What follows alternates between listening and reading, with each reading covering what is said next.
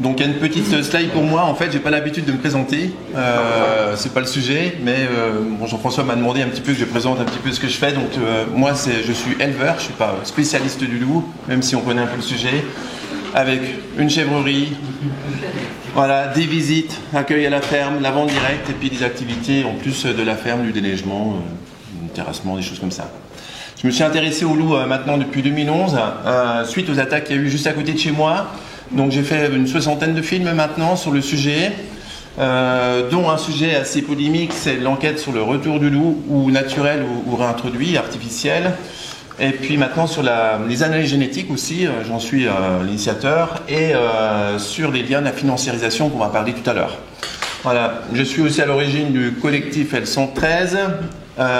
Petit rappel aussi que les Suisses ont voulu me condamner, en tout cas un spécialiste du loup, biologiste Landry qui passe régulièrement, a voulu me condamner de tout ce que je faisais contre lui. En fait, il a perdu, j'ai eu gain de cause là-dessus, les juges suisses m'ont donné gain de cause. Et puis je suis l'initiateur aussi de la carte prédation européenne, qu'on parlera aussi très rapidement tout à l'heure. Alors, des données sur le loup, tout le monde connaît la problématique loup, on va pas reprendre tout. Un petit résumé en fait qui résume très bien, c'est comment dirais-je, les images en fait, des données de l'INRA faites en 2020. Ça évolue un petit peu en fait, ça n'a pas été changé aussi. Ça évolue un petit peu, c'est 624 loups comparé à avant. Des départements concernés qui augmentent d'année en année, avec un taux de reproduction annoncé 20%. Tout ça, ça n'a pas trop changé. Le nombre d'animaux tués, ça n'a pas trop changé non plus. Cette année, ça a baissé un tout petit peu. Par contre, le nombre d'attaques a continué d'augmenter. Malgré des moyens de protection, là, on a un peu moins de 5000 chiens de protection officiellement reconnus. Officiels. Par contre, il y a beaucoup d'éleveurs qui ont des chiens qui ne sont pas déclarés, ce qui fait qu'il y a à peu près 7000 chiens de protection dans les Alpes. Et malgré ces 7000 chiens de protection, malgré les moyens de protection, il y a quand même 90% des attaques ont lieu sur des troupeaux protégés, avec au moins 2 moyens de protection. Donc on voit bien que, et les spécialistes le disent aussi, on voit bien que les moyens de protection ne fonctionnent pas dans la durée. Ça peut marcher au début, quand il n'y a pas d'attaque, quand il y a peu de loups, vous mettez un seul chien, ça suffit. Une fois qu'il y a des meutes de loups, bien sûr, tous les moyens ne fonctionnent plus. Alors, ça, ce sont des données officielles. Par contre, moi, je voulais vous apporter des éléments en plus. Ce qui est quand même le plus important, c'est que j'explique les mensonges de l'OFB. Les mensonges de l'OFB, il y a donc un exemple, les 624 loups qui est annoncé. Tous les éleveurs et les spécialistes disent qu'il faudrait compter bien du double. Par contre, il faut pouvoir le démontrer. C'est pas facile à démontrer. Par contre, si on reprend simplement leurs chiffres à eux, ils ont donné ce printemps un bilan sur les analyses génétiques sur 53 pages, sur un fichier PDF qu'il a fallu convertir en fichier Excel, ensuite dénombrer des individus, et on arrive, écoutez bien, à 668 loups pour l'année 2019. Et ce chiffre de l'année 2019 par rapport aux analyses génétiques de l'OFB est supérieur au nombre de loups actuels, 2 ans après, de 624. Donc on voit simplement, en prenant leurs chiffres, leurs données officielles, on arrive à démontrer qu'ils nous trompent en fait. Et ce qu'ils nous disent en fait sur le nombre de loups, c'est souvent, les données officielles sont souvent diminuées pour éviter qu'on tue trop de loups en fait. Voilà. En plus, ces analyses génétiques qui ont été faites jusqu'en 2019, ont été faites que sur une partie des présences des loups. Donc en fait, ils ont analysé un nombre de loups qui était diminué par 2 facteurs en fait. La surface des analyses génétiques, les lieux qui ont été analysés, et en plus, ils n'ont même pas pris les vraies valeurs de leur tableau Excel. Voilà, donc une preuve de mensonge. Un autre problème encore, c'est le nombre de meutes de loups qui est estimé à 125 zones de présence permanente en France. Donc ces données-là, il y a des tableaux et il y a des données sur des PDF qu'on a vraiment du mal à exploiter. Quand vous voyez un PDF avec une carte à l'horizontale, qu'il faut tourner le document pour pouvoir lire, mais on se fout de nous en fait, complètement. Et oui, bien sûr. Ce qui fait que les gens ont du mal à savoir où sont les loups, où sont les zones de présence, etc. Donc c'est pourquoi on a fait cette carte prédation européenne, qu'on peut retrouver exactement où sont les meutes, qu'on peut zoomer et voir où sont exactement les meutes. Donc toutes ces données-là ont été remises sur une carte prédation européenne accessible à tout le monde.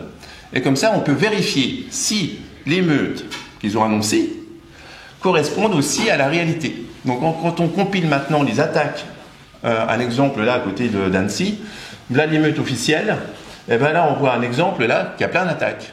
Et ça fait 2 ans. Donc normalement il aurait dû avoir une zone de présence permanente. Et ça ils n'ont pas déclaré. Donc il y a les 125 zones de présence permanente, et là aussi diminuées volontairement par l'OFB. Sur les analyses génétiques aussi on peut en parler, d'accord. Il y a donc un petit rappel, il y a 3 petits éléments que je vais vous dire. Le premier élément déjà, c'est un sujet polémique, mais il faut quand même bien éclairer, c'est que regardez, les loups qui sont en Italie, là, ils sont tous quasiment, dits par les études scientifiques de Boitani, ils sont tous considérés comme des loups hybrides. Le loup pur italien, il n'existe quasiment plus. D'accord. Et on parle bien d'une population de loups hybrides. Et en France, sur la partie de la Suisse, le massif alpin, on parle d'un seul coup là de loups purs italiens. Première question et premier mensonge, comment ça se fait que les loups d'origine italienne, quand ils arrivent en France, deviennent purs quand ils traversent la frontière? C'est pas normal. C'est vraiment pas normal. Ça, c'est déjà un gros problème. C'est pourquoi il a fallu faire des analyses génétiques. Donc avant 2017, en France, il n'y avait pas de loups hybrides, il n'y avait que des loups purs italiens. Ça, c'était les données officielles. À partir du moment où on a commencé à faire des analyses génétiques, avec le laboratoire allemand Forgeon, et bien là, ils ont commencé à dire qu'il y avait des loups hybrides. 3,6 en première génération, et puis là, 7,5 en génération supérieure. Ce qui fait qu'on a à peu près 11%, dans les premiers bilans qu'ils ont donnés officiels, 11% d'hybrides. C'est déjà bien. Mais le plus grave, c'est que maintenant, en 2020, dans les nouvelles analyses, on ne retrouve plus d'hybrides. Donc ce qui avait été analysé avant, il n'y en a plus, disparu. On se fout de nous, là. Dernière chose aussi, à propos des laboratoires, le laboratoire Forgen est un laboratoire en Allemagne, avec qui les éleveurs on travaille avec, qui a des certifications supérieures au laboratoire français, Antagène. Rappelons que ce laboratoire allemand a démontré la présence d'hybrides. Heureusement qu'ils étaient là, sinon il n'y en avait pas. Ils ont démontré, ce laboratoire, qu'il y avait des loups baltes mongols et nord-américains. Et ils ont démontré aussi qu'il y avait des gènes spécifiques entre le parc du Gévaudan et les loups français. Il y a un lien commun par les analyses génétiques. Ça ne veut pas dire que le parc du Gévaudan a lâché des loups, mais ce qu'il y a de marrant, c'est qu'il y a des liens communs. Et ce n'est pas normal. D'accord. Ça, c'est un problème qui n'avait jamais pu être soulevé avant. Dans l'enquête parlementaire de 2003, il y avait le problème des analyses génétiques. Et bien là, on apporte un élément en plus, quelques années plus tard, effectivement, mais ça devrait être repris, ces informations-là. Il y a eu un polémique aussi sur les 2 laboratoires.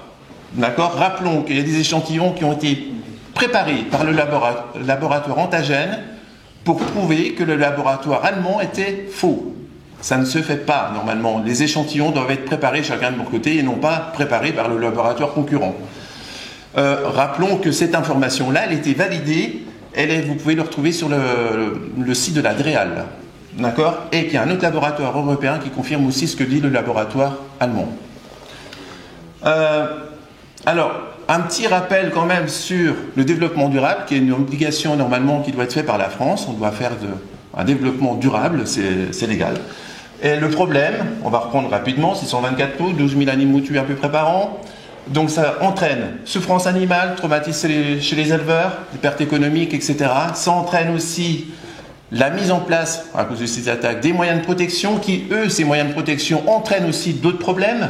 Donc les attaques sur les chiens qu'on voit régulièrement encore en ce moment, baisse des activités touristiques là où il y a des périodes là où il y a des chiens, etc.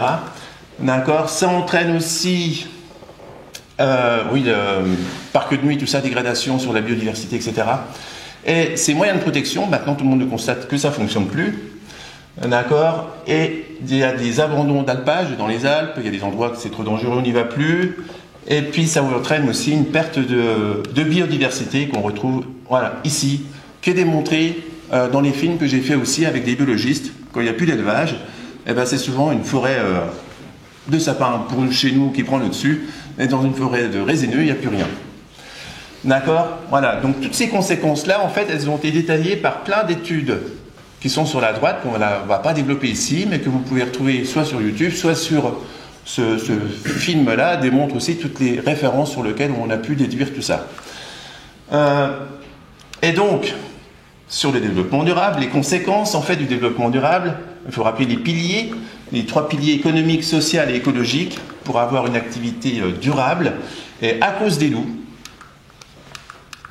eh bien, on a des problèmes économiques, des problèmes sociaux et des problèmes écologiques. Ce qui fait que la situation elle est rendue donc non viable, non vivable et donc non équitable et donc d'ensemble non durable. Donc c'est pour ça que les loups vont à l'encontre du développement durable. D'accord? Par tous ces éléments. Alors. Ah. Oh là, il y avait une diapo qui doit apparaître. Elle n'apparaît pas. Non mais attends, parce que ça met une fois du temps, parce qu'elles sont lourdes. C'est pour ça. Laisse-la arriver. Un petit état des lieux actuel. C'est qu'il y a une augmentation des attaques, des surfaces, augmentation des coûts, mais ce coût va être limité normalement à 35 millions. On va avoir un plafond qu'il ne va pas falloir dépasser. On constate de plus en plus donc, de mensonges de l'OFB et de l'administration. On continue aussi avec des mensonges avec les documentaires, les médias aussi. On a le soutien des hommes politiques locaux, il faut le reconnaître. Merci entre autres pour les députés qui sont des fois concernés. Mais par contre, on a un gros problème avec la politique nationale et voilà, qui ne soutiennent pas toujours ce sujet-là, parce que c'est un sujet électoralement un peu difficile. Voilà, et on a un gros problème aussi, c'est que la population n'est pas informée de tous ces dégâts, n'est pas informée des loups qui sont à côté de chez eux, n'est pas informée des meutes de loups qui sont, sur lesquels ils sont concernés. Donc il faut vraiment communiquer là-dessus. Et en tout cas, on voit qu'il y a vraiment une politique illogique du gouvernement sur ce sujet des grands prédateurs, en tout cas du loup. C'est vraiment tout illogique. Et donc, il a fallu comprendre le pourquoi, et c'est pourquoi qu'on arrive sur cette partie financiarisation de la nature. D'accord ? Et c'est ça qui explique tout cela, tous ces problèmes de politique illogique. Ça va charger. Fais-le avancer un peu, non? Ah non, il y a peut-être une slide blanche. C'est où? Ah. Alors, des solutions possibles par rapport au loup, augmenter les aides, ça c'est beaucoup d'éleveurs et de syndicats qui veulent ça, pour compenser en fait le travail qu'ils ont plus. Ça va être limité, et ça ne résout pas le problème. C'est pas... Non mais, je dis que certains éleveurs veulent ça, mais je dis bien que ça ne résout pas le problème. D'accord? Mais il faut savoir qu'il y a quand même du travail supplémentaire à cause des moyens de protection, de cette mise en place des moyens de protection. Limiter le nombre de loups, je rappelle qu'il n'est pas du tout en voie de disparition. Oui. Non, vas-y, parce qu'il y a une question, on fera des questions après. Une remarque à faire, mais je la ferai. D'accord? Donc il faut bien rappeler que les loups ne sont loin d'être en voie de disparition. Regardez au niveau papier de l'UICN. Instaurer des relations de réciprocité, donc ça c'est l'INRA aussi qui le propose, c'est-à-dire qu'à chaque fois qu'il y a des loups qui attaquent, on répond par l'équivalence, réponse par attaque, et donc l'utilisation du fusil, et puis comme ça il y a éloignement en fait des loups des troupeaux. Utilisation, donc ça c'est un moyen qu'il faut vraiment mettre en valeur. Utilisation de nouveaux moyens techniques en fait pour évaluer le nombre de loups, donc il y a un système de drone en fait qui pourrait évaluer ce nombre de loups qui est faussé en fait. Si on arrive à déterminer, quand il y a un exemple et des hurlements et qu'on n'entend qu'un seul loup, il y a souvent d'autres loups qui sont en arrière, on envoie le drone, on peut déterminer rapidement combien il y a de loups. Et si on arrive à trouver les moyens techniques pour évaluer correctement le nombre de loups, on pourra donc donner une meilleure estimation et tuer plus de loups si on applique le pourcentage. La carte prédation aussi européenne, donc elle est importante aussi, a été développée avec E-Conception, où il y a Denis qui est ici, et donc je remercie entre autres. J'ai pas fait de slide là-dessus, parce que ça c'est un sujet aussi qu'il faudrait bien expliquer.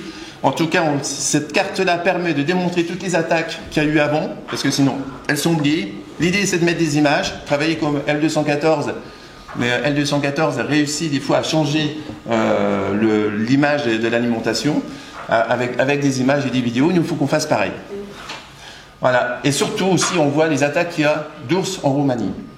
Il y a plusieurs centaines d'attaques en Roumanie. Toutes ces données-là, vous les retrouvez sur la carte.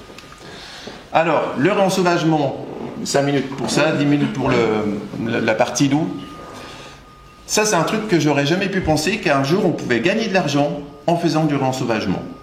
Mais en fait, on peut gagner de l'argent en faisant du réensauvagement. Comment? Eh bien, par plusieurs façons. La première, la compensation carbone.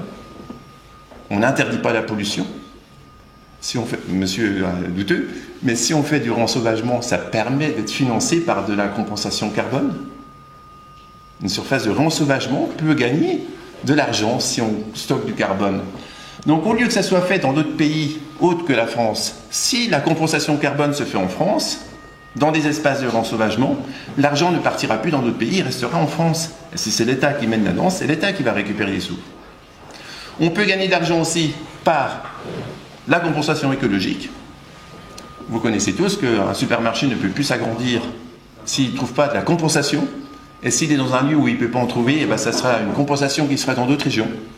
Et donc l'État, la zone réensauvagée pourrait être financée par ces espaces de compensation que demande souvent l'industrie, les surfaces commerciales, etc. Ça engendre des problèmes, cette solution de compensation. Parce que, donc il y a de l'argent, quand une usine continue à polluer, je n'ai pas fait d'animation, elle est statique cette image, mais quand les usines continuent à augmenter leur pollution, elles vont donc payer à des bourses carbone, biobanques ou banques de compensation, qui vont ensuite instaurer des zones de compensation. Et c'est dramatique parce que certains pays dans le monde où il y a des gens, des autochtones qui sont foutus dehors pour justement ces espaces de compensation, et ça ne réduit pas la pollution.